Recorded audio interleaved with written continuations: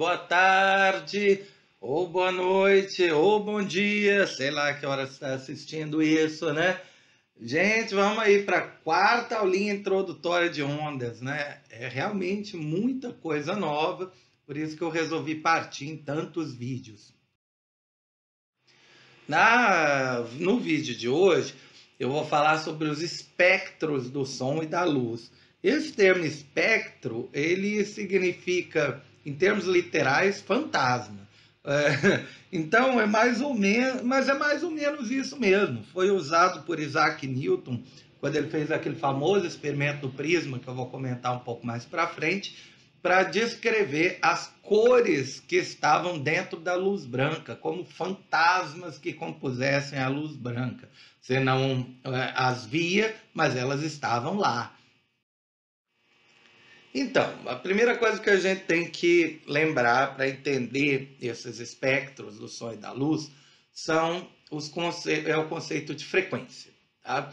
Eu comentei no vídeo anterior que frequência é o número de vibrações a cada segundo. Então, por exemplo, a onda da direita, é uma onda de alta frequência porque ela vibra várias vezes a cada segundo. Vamos dizer que isso aí representasse a onda em um segundo. Então, você poderia contar 1, 2, 3, 4, 5, 6, 7 ondas completas. Se isso aí representasse um segundo da onda, essa seria uma onda de 7 Hz, enquanto a outra representaria, a onda da esquerda, representaria uma onda de 3 Hz, uma frequência menor. Mas então, no caso do som, a frequência tem a ver com a tonalidade do som, o tom literal, né? Por exemplo, botei dois instrumentos musicais aí conhecidos, o contrabaixo e a guitarra. Tradicionalmente, é claro que o músico pode usar de outra forma, mas tradicionalmente o contrabaixo é usado para criar sons graves e a guitarra é usada para criar sons agudos. O som grave, né, do contrabaixo, aquele tum tum tum tum tum tum tum, tum, né, algo assim, ele é um som de baixa frequência. Ou seja, a corda do baixo ela vibra poucas vezes a cada segundo. Então ela produz uma onda de baixa frequência que o nosso ouvido entende como um som grave. Já aqueles sons de guitarra, né? É algo assim, meu Deus, eu imitando guitarra, tô ótimo, né? O som da guitarra é um som de alta frequência, é um som mais agudo, né? O nosso ouvido percebe como agudo. O sinônimo, inclusive, de som grave é som baixo e som agudo é som alto. No cotidiano eu sei que a gente não usa dessa forma. A gente fala que um som tá muito alto o som, né? Abaixa aí. Você não está falando que está muito agudo, você está falando que está muito intenso, que está muito potente. Mas na música e na física, né, esse termo alto e baixo veio da música, quando a gente fala um som alto, a gente está falando um som agudo, um som de alta frequência. E quando a gente fala um som grave, baixo, a gente está falando de um som de baixa frequência, tá? Gente, agora algo que é muito importante é de que a velocidade do som ela não depende da frequência. Eu sei que às vezes as pessoas acham que não, mas a onda do agudo ela oscila mais vezes por segundo, ela deve ser mais rápida. Só que não faz sentido. Por exemplo, se fosse dessa forma e eu colocasse um baixo e uma guitarra para tocar ao mesmo tempo, o som da guitarra chegaria primeiro no seu ouvido do que o som do baixo, mesmo saindo da mesma caixa de som. Não faz sentido isso. Na verdade, ondas sonoras se movem no ar com a mesma velocidade, tanto a onda do grave quanto a onda do agudo. A velocidade do som não depende da frequência, ela depende do meio de propagação, mas não da frequência do som que está se propagando ali. Vamos explicar então o que é esse tal espectro sonoro. Eu vou passar um vídeo agora de uns 35 segundos que vai mostrar a frequência do som crescendo. Se você estiver ouvindo isso com fone de ouvido, toma cuidado, porque conforme o som vai ficando mais agudo, ele fica extremamente irritante.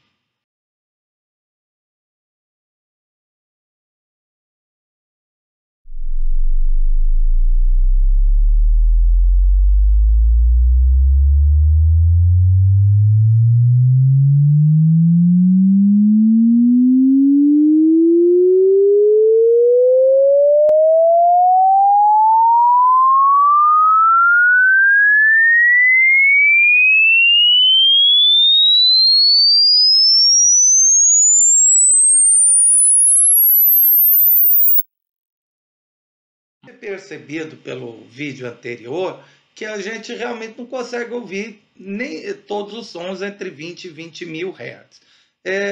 Até daria para ouvir o de 20, tá, gente? 20, 30 hertz.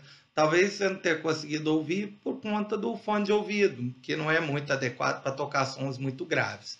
E conforme vai chegando realmente no som de mais de 18 mil, 19 mil hertz, fica realmente muito difícil conseguir ouvir. O fone de ouvido também tem que ser muito bom.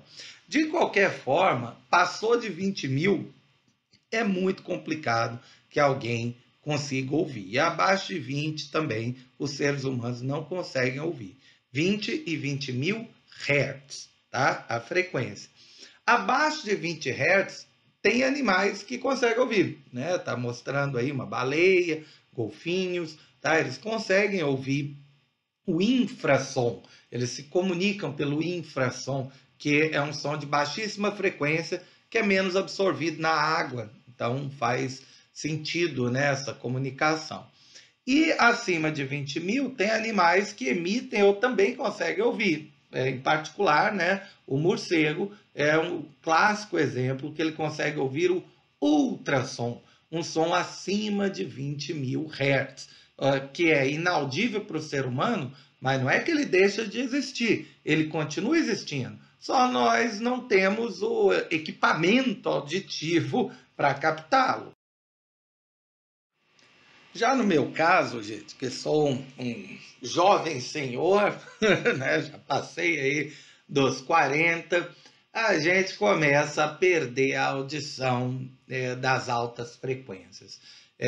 Eu já fiz alguns testes e eu escuto até 15 mil hertz. Vocês provavelmente escutam do 15 mil até 19 mil, 20 mil. Adolescentes, né? Estou falando. Pessoas mais velhas têm essa faixa do agudo mais estreita. Isso serve para mais ou menos entender o que é o ultrassom. Não é que deixa de ser um som, é um som, só que a gente não consegue ouvir. Para mim, o ultrassom é acima de 15 mil, porque eu não consigo ouvir, mas eu sei que ele existe, porque outras pessoas conseguem ouvi-lo. O infrassom você não ouve, mas você é perturbado por ele, né? Ou você usa para perturbar. Tem isso, né? Tem isso. Tem pessoas que têm, cujo desejo na vida é ter isso aí, né? Esta magnânima instalação sonora, que é uma engenharia sonora voltada para o mal, né? Para perturbar pessoas no íntimo do seu lar. Essas super caixas de som que são instaladas às vezes em carros, elas fazem a janela tremer. Elas produzem infrassom de altíssima potência. E aí esse infrassom, quando é absorvido pela janela, ele chega a tremer, né? Ou outros carros, né? Quando o carro passa por perto com esta coisa ligada, né? Os carros vibram e às vezes disparam alarmes. Então, o infrassom, infelizmente, é usado na nossa sociedade para o mal. O ultrassom ele já é mais popular, né? Aí temos, né, um bebê na barriga da mãe fazendo aí sinal do rock and roll. Uhul! O, o ultrassom, no caso, é uma onda sonora de altíssima frequência que é emitida, bate no bebê e retorna. Pelo tempo que retorna, né, é criada a imagem, né, do bebê dentro do corpo da mãe. Agora vamos falar de um outro espectro também muito importante, que é o espectro eletromagnético, ou seja, o espectro das ondas eletromagnéticas. Aqui a gente vê a origem do termo espectro mesmo. Esse é um famoso experimento de Newton, descrito por ele em 1666, onde ele estava se protegendo de uma epidemia, era de peste bubônica, e ficou 2 anos na fazenda da mãe em isolamento social. Embora essa imagem mostre aí uma outra pessoa, provavelmente isso já foi na época que Newton estava fazendo essas demonstrações, porque para mais gente, né? Quando ele estava dando aula, né? Tinha voltado a dar aula, porque na época que ele era estudante ele estava lá fazendo isso sozinho mesmo no sótão lá da casa de fazenda. A ideia era que ele escurecia bastante o ambiente e deixava com que um raio de luz branca vinda do sol entrasse e passasse por um prisma. E aí, se a gente encaixa direitinho o prisma nessa trajetória, a gente observa o surgimento de um arco-íris, ou o espectro da luz branca. Na figura são mostradas aí 6, né, 6 cores, mas na verdade existem infinitas cores entre o vermelho e o violeta. Newton falou que tinha 7, só para ligar com a ideia de 7 notas musicais. Mas o número de cores, na realidade, é infinito.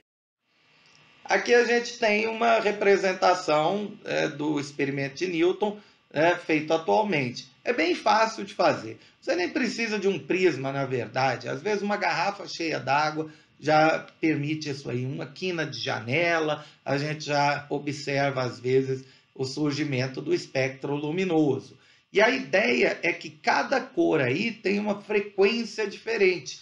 O prisma consegue separá-las porque lá dentro do prisma cada uma tem uma velocidade diferente, o vermelho sendo um pouco mais rápido do que as outras. E aí, como resultado, você acaba tendo a separação, as cores de menor frequência, o vermelho, a cor de menor frequência é o vermelho, depois na sequência laranja, amarelo, verde, azul, anil, e o violeta sendo a cor de maior frequência.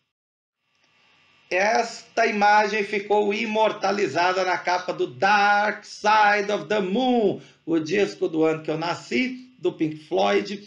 E note aí 6, né? 6 cores novamente. O número de cores, como eu falei, é infinito, mas